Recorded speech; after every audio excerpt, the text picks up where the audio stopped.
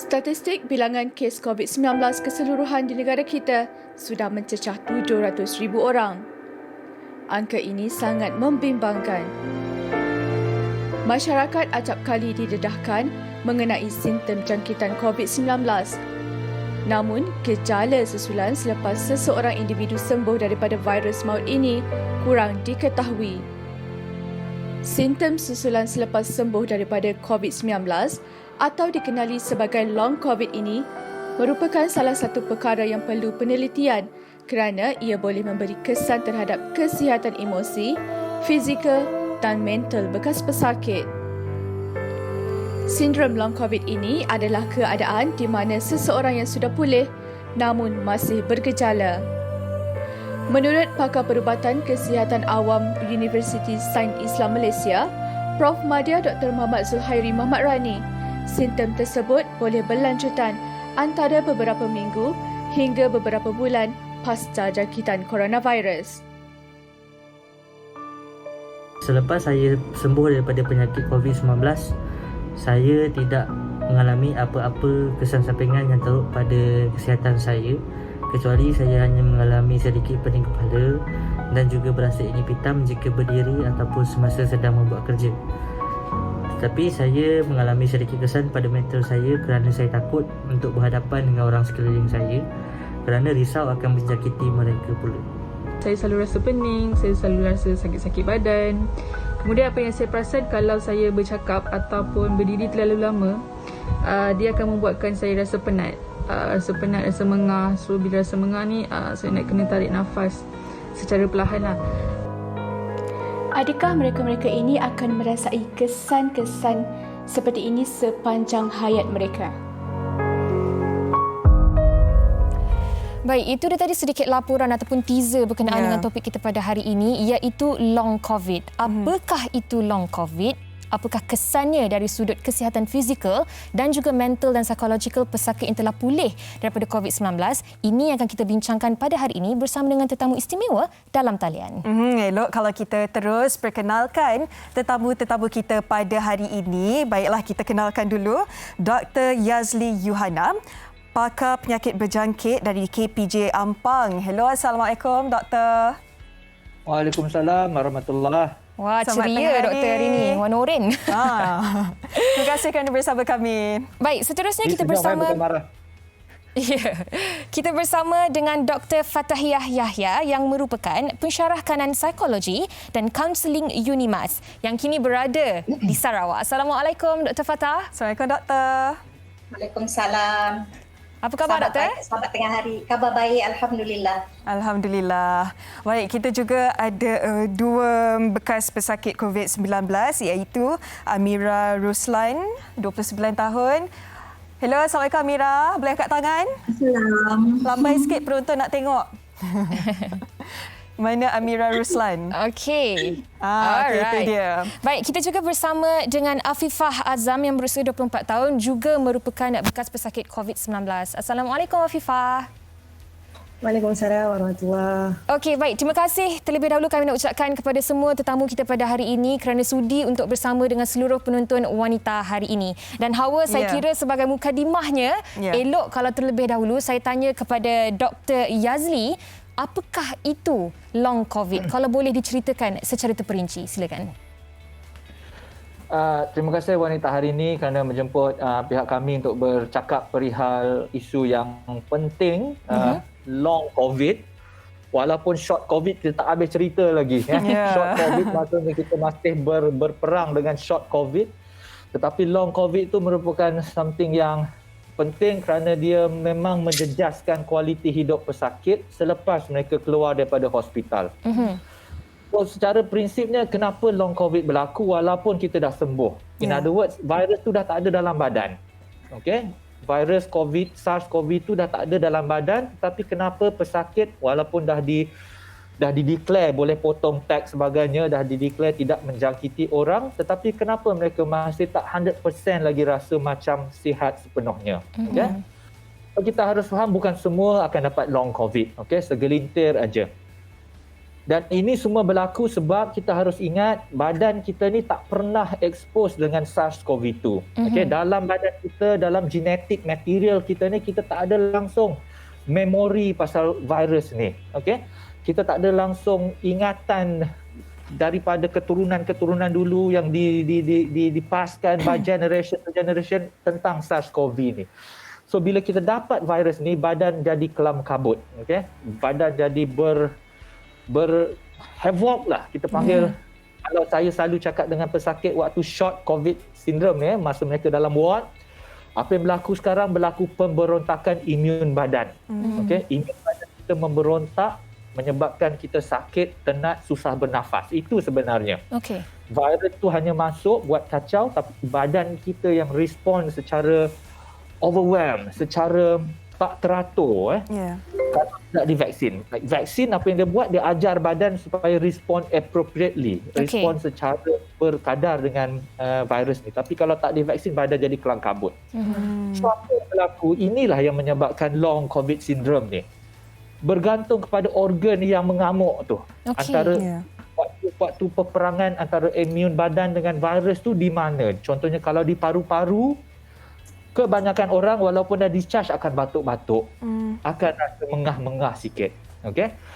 Harus ingat virus ni boleh masuk satu badan, otak, perut, paru-paru, tapi kebanyakan rumah yang mereka suka di paru-paru. Sebab tu banyak orang, kita hanya bercakap COVID-19 pneumonia, jangkitan paru-paru, tapi satu badan diorang boleh masuk. Cerit-cerit dan sebagainya. Yang paling penting secara emosionalnya, psychologically, mereka virus ni, imun badan ni pun boleh bergaduh di otak. Betul. Itu yang kita selalu kurang nampak lah, sebab mereka selalunya yang short COVID masuk hospital ni memang depressed, memang anxious, benda-benda ni menyebabkan satu badan tak larat. So, bila discharge, mereka still rasa lagi tak larat, still rasa fatigue, rasa penat. Ya, betul. Terima kasih Dr. Yazli. Sekarang kita dah faham apakah itu long COVID, dan menarik bila doktor bercakap tentang kesannya kepada kita emosi, punya psikologi. Biasanya kita memang bersedia ataupun bersedia untuk berlindung daripada COVID-19, tetapi tak bersedia untuk menghadapi apa kesan sampingannya dari sudut emosi dan psikologi selepas dijangkiti COVID-19. Kalau boleh Dr. Fatahiyah boleh terangkan apa implikasi dan kesan COVID-19 ini kepada pesakit-pesakitnya?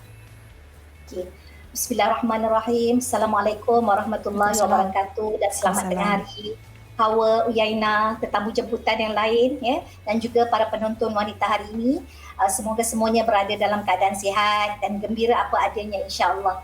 Terima kasih menjemput saya bersiaran hari ini jauh ni dari bumi Penyalang. Okey, bercakap tentang long COVID dan kesannya kepada pesakit ni satu kenyataan yang perlu diketahui dan disedari oleh masyarakat, terutamanya keluarga pesakit, bahawa COVID-19 juga meninggalkan kesan psikologi kepada bekas pesakit, di mana kemungkinan untuk mereka menghadapi kesukaran untuk meneruskan kehidupan seperti sebelumnya adalah tinggi kerana gangguan psikologi yang dihadapi. Jadi kalau kita sebut gangguan psikologi ni termasuklah gangguan emosi, gangguan kesihatan mental yang berupa rasa takut, rasa risau, gelisah dan sebagainya. Ini kerana COVID-19 ni dikategorikan sebagai salah satu penyakit ataupun wabak yang berupaya mengancam nyawa. Jadi kefahaman ini mencetus rasa bimbang, rasa takut dalam kalangan kita semua, terutama individu yang telah dijangkiti. Ia tidak mudah sedangkan kita yang sihat Uyaina, Hawa, kita sihat dan tidak dijangkiti ini pun merasai tekanan dalam suasana pandemik ni dengan limitasi pergerakan dan sebagainya. Apatah lagi individu-individu yang melalui satu fasa kehidupan diuji bertarung dengan wabak COVID-19 ini sendiri, seperti mana yang dah dilalui oleh adik Amira berada pada tahap kritikal, ditidurkan, dimasukkan ke ICU sendirian tanpa ditemani oleh ahli keluarga, menyaksikan kematian. Ia tidak mudah. Dan begitu juga yang dilalui oleh adik Afifah di mana bukan sahaja dijangkiti oleh COVID itu sendiri, tetapi juga mengalami satu ujian di mana ahli terdekat kehilangan individu yang terhampir.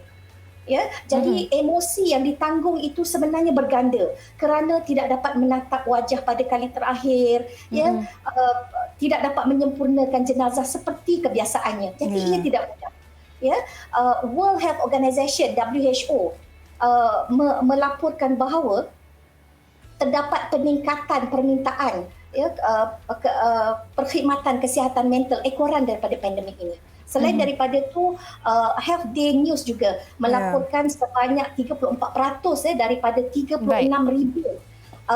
COVID survivors yang terpaksa berhadapan dengan gangguan kesihatan mental, emosi dan sebagainya. Betul. Dalam tempoh 6 bulan mereka dijangkiti. Dan inilah sebanyak kupasan. Dr. Fatahiyah, saya kira penerangan yang diberikan itu cukup menyeluruh. Sudahlah pesakit-pesakit ini mengalami kesakitan yang dahsyat ketika short COVID. Ini kan pula ada kesan jangka masa panjang untuk long COVID. Ini yang kita nak bertanya kepada dua orang tetamu istimewa kita ni, yang mana mereka akan berkongsi kisah mereka. Pertama sekali kita nak bertanya kepada Amira Roslan. Difahamkan Amira merupakan bekas pesakit COVID stage 5. Pernah juga dikomakan. Dan untuk Amira sendiri, setelah tempoh yang orang kata sangat-sangat menakutkan itu, berapa lama setelah pulih dan kini apa sebenarnya antara kesan-kesan long COVID yang Amira hadapi?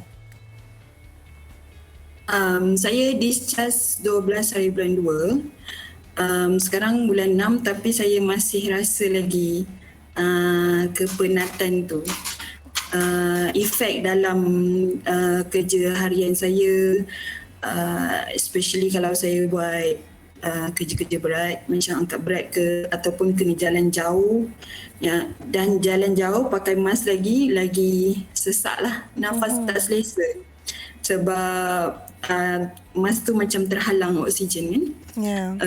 Dan dalam kerja-kerja seharian saya pun banyak yang saya limitkan sebab bila saya paksa diri atau terlupa sekejap yang diri ni tak berapa nak sihat, dia akan menyebabkan sakit badan. Lagi pula saya pernah kena tebuk dekat paru-paru. So, kesan jahitan tu dia agak sakit lagi lah. Bukan agak sakit tapi memang sakit. And then sakit badan, sakit kepala tu memang kadang-kadang tu macam dah terbiasa. Amira disahkan positif pada Januari tahun ini 2021. Ya, betul. 7 Januari. Keadaan sekarang bagaimana? Kesihatan diri sekarang ni? Semakin hari semakin membaik. Taklah seteruk masa discharge. Masa discharge dulu, mula-mula discharge saya memang tak boleh buat kerja sendiri. Even jalan pun saya tak berapa nak kuat sebab lama sangat badan dekat ICU kan. Sekarang dah boleh drive sendiri tapi agak limited lah pergerakan atau aktiviti-aktiviti yang saya nak buat tu. Okey, baik. Sekejap lagi saya nak tanya juga dari sudut psikologikalnya apa yang dialami oleh Amira. Tetapi sebelum itu, kita nak bertanya juga kepada Afifah. Kalau Amira tadi berkongsi yang bulan 2 sudah pulih, kemudian bulan 6, bulan 7 sekarang ini masih lagi mengalami kesan-kesan dari sudut kesihatan dan apatah lagi. Betul. Walaupun semakin membaik, tetapi untuk Afifah, adakah mengalami perkara yang sama ataupun orang kata rate pemulihan itu sedikit pantas, sedikit cepat ataupun sama juga seperti Amira? Mungkin Afifah boleh kongsikan. Baik, sebelum itu terima kasih kepada wanita hari ini sebab menjadikan satu platform untuk kita bincang perkara yang tak ramai tahu, iaitu tentang long COVID ni. Okey, untuk saya dijangkiti COVID stage 2. Saya tak ada radang paru-paru tapi saya bergejala. Macam batuk tu dia lama dan ada lagi gejala-gejala lain. Okey, untuk simptom lepas long COVID tu, antara sakit-sakit yang saya rasa adalah macam badan tu rasa tak sedap, rasa macam tak selesa macam sebelum ni, rasa tak kuat macam dulu. Lepas tu seminggu lepas discharge daripada kuarantin ada rasa sakit dada yang teramat sakit. Tak pernah rasa macam tu lah sebelum tu. Lepas tu dari segi diri rasa pun dia slowly untuk recover. Tapi lama-lama dia dapat balik. Tapi dia tidak selama Mira lah sebab Mira lagi stage yang lagi tinggi. Stage 5. Dan tapi dari sudut sakit fizikal tu dia boleh sembuh. Tapi apa yang saya masih rasa lagi sampai sekarang adalah kesan terhadap mental lah. Contohnya macam saya selalu rasa takut kalau pergi mana-mana, kadang-kadang nak beli barang keperluan kan. Bila kita nampak ada orang tak berkeman ataupun ada orang dekat-dekat dengan kita memang rasa takut, rasa macam berdebar sebab kita takut dijangkiti lagi kan. Dan sampai sekarang saya masih ada rasa sedih, rasa sayu sebab terkenangkan kehilangan orang-orang yang tersayang, iaitu nenek dan pakcik saya. Macam tu. Setuju apa yang Afifah katakan tadi. Kalau kita sakit dari segi fizikalnya, insya-Allah boleh diubati dengan rawatan ataupun ubat-ubatan. Tetapi dari segi emosi tu, bagaimana Afifah pulihkan emosi diri setelah kehilangan nenek dan juga pakcik akibat COVID-19 ni?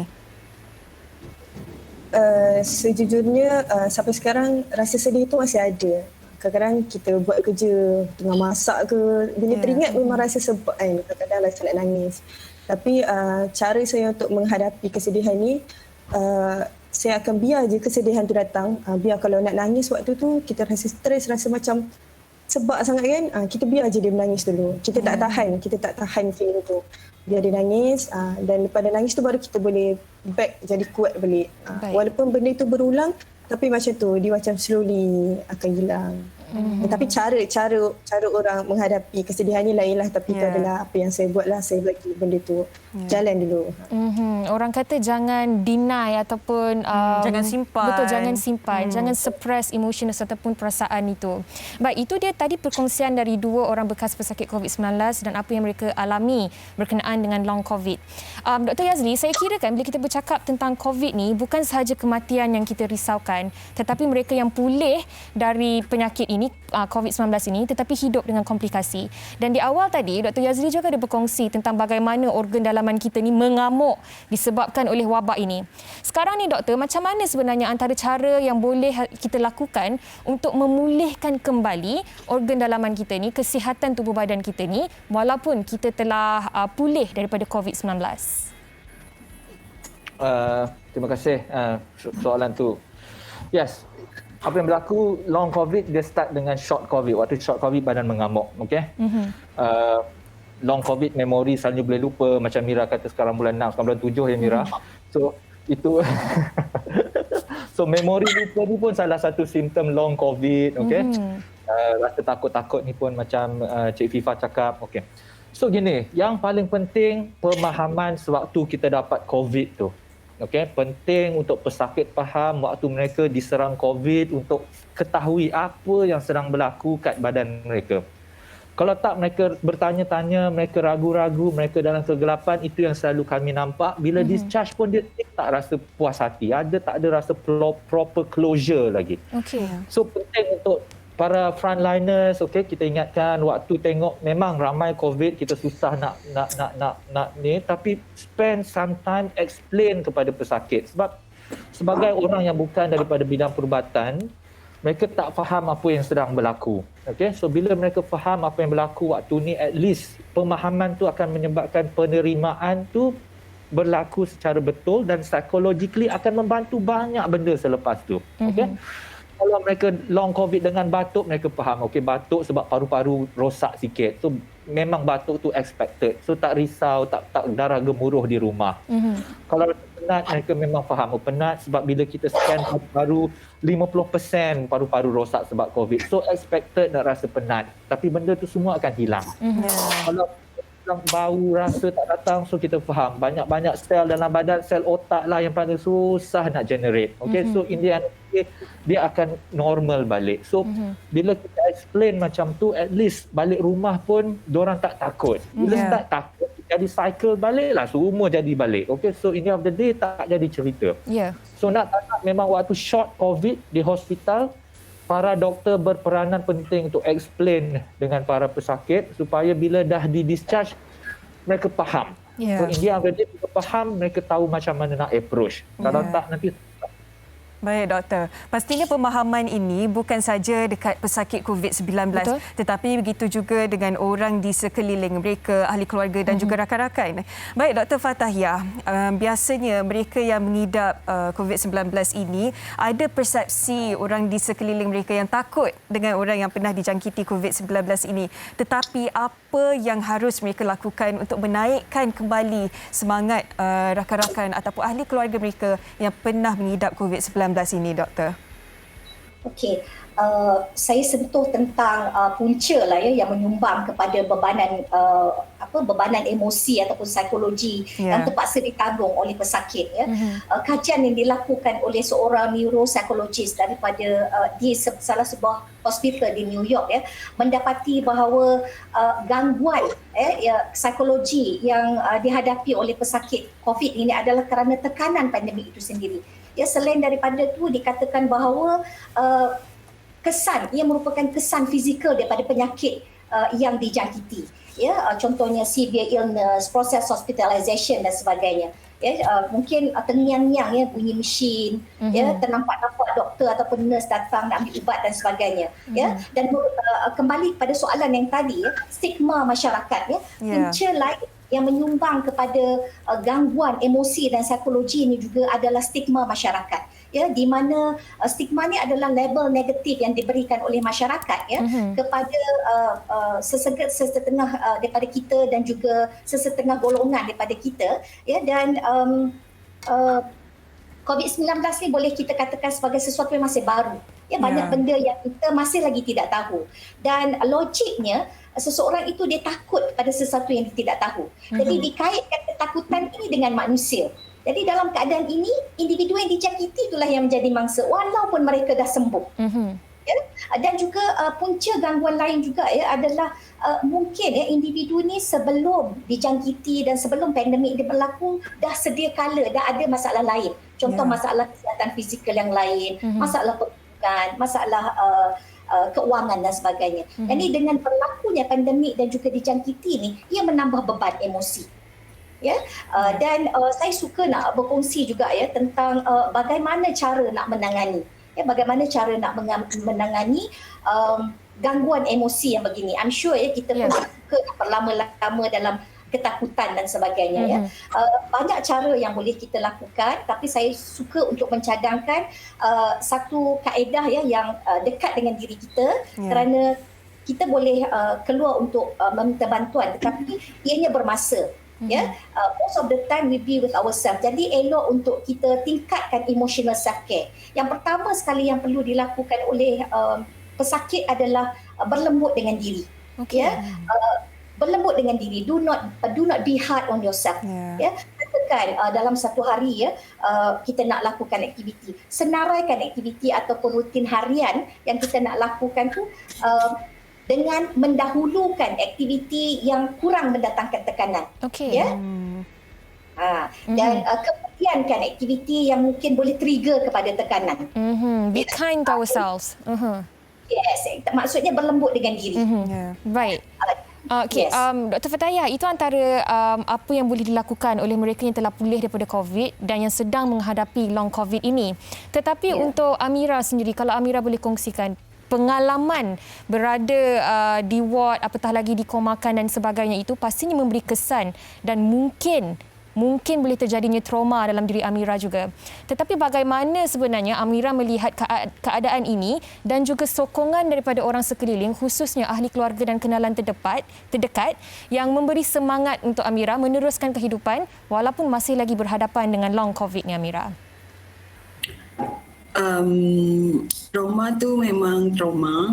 Lagi pula sekarang kes banyak dan banyak disajikan dengan video-video di dalam ICU, video-video kematian. Kalau saya tengok, saya memang akan teringat waktu saya dekat ICU bila saya dulu warded dekat Hospital Sungai Buloh. Saya masih ingat background ICU tu pun saya masih ingat lagi. Dia punya suasana. Macam mana saya nak counter back saya punya trauma, saya punya ketakutan tu. Saya memang amat dan sangat rapat dengan keluarga, especially mak saya. Kami akan bertukar-tukar cerita. Macam contoh, mak ingat tak tunggu time adik kat ICU macam tu. Benda tu akan release saya punya ketakutan, saya punya trauma. Mak saya akan, betul dek, dulu doktor cakap macam ni, tapi tak apalah. Bersyukur sebab dipinjamkan nyawa kembali, diberi peluang kedua. Saya kena sangat bersyukur. Mak saya pun selalu cakap, walau adik ada kekurangan sekarang, tak boleh buat kerja tu, tak boleh buat kerja ini, tapi adik kena selalu bersyukur sebab mak ada adik dan adik pun masih boleh tengok mak dekat dunia ni. Itu yang kalau saya nak teringat ke macam sedih atau trauma, saya akan always ingat ada lagi yang lagi teruk daripada saya. Itu kata kuncinya kan yang dikongsi Kak Amira, bersyukur. Kirim salam dekat mak Amira ya, memang itu kata-kata yang cukup memberi semangat. Baiklah Afifah, kalau boleh Afifah kongsikan harapan dan juga nasihat kepada penonton-penonton kita pada hari ini, selain daripada patuh kepada SOP dan sebagainya, bagaimana mereka boleh membantu insan sekeliling mereka untuk rasa lebih tenang selepas menghadapi COVID-19 ini, Afifah? Baik, untuk mereka di luar sana yang mungkin ada kenalan yang juga pesakit COVID, apa yang saya boleh nasihatkan adalah terus bagi sokongan kepada orang-orang macam ni dan avoid any judgement. Sebab kadang-kadang ada orang yang dia rasa orang yang pernah kena COVID ni mengada-ngada sebab kita ada simptom kita sakit kan. Sedangkan dia tak tahu, dia tak kena. Jadi dia tak faham bab tu. Jadi apa yang kita boleh buat adalah kita bantu apa yang boleh. Kita cuba faham condition dia. Kita cuba faham mungkin dia terganggu mental sebab kehilangan orang yang tersayang macam saya kan. Dan kita cuba untuk orang yang pernah jadi pesakit COVID pun kita cuba bagi kesedaran kepada orang lain. Sebab ada orang yang tak sedar benda tu dan ada juga orang yang tak percaya pun COVID tu real. So benda ni kita terus bagi kesedaran ke orang lain dan dalam masa yang sama kita doakan juga frontliner yang banyak berjuang untuk kita sepanjang pandemik ni.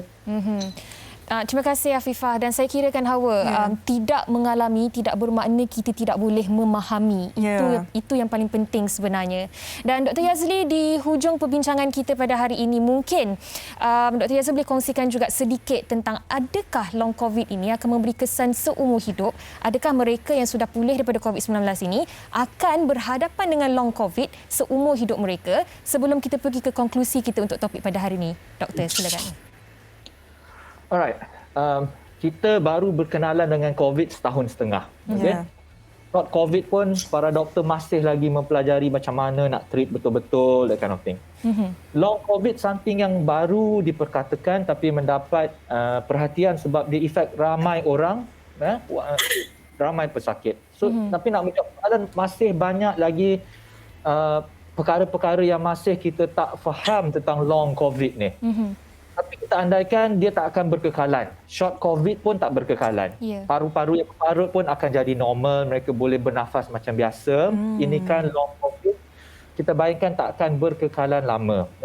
Sebab kita harus faham long COVID berlaku disebabkan pemberontakan imun badan.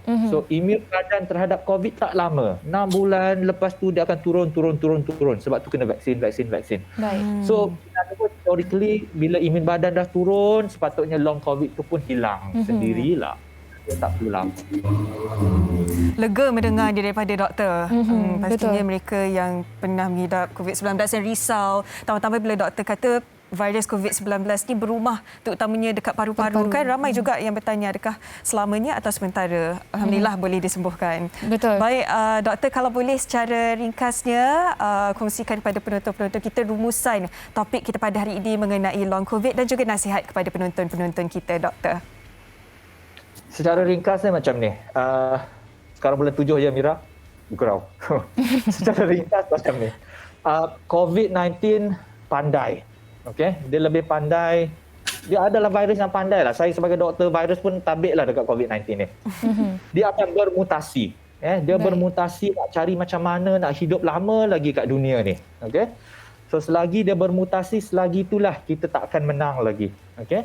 Dia akan bermutasi sampai at one point vaksin pun mungkin dia boleh elakkan. Dia bermutasi sampai at one point antibody kita pun dah tak kenal virus yang baru ni. Okay. So So jangan bagi masa untuk virus ni bermutasi. Vaksin. Okey.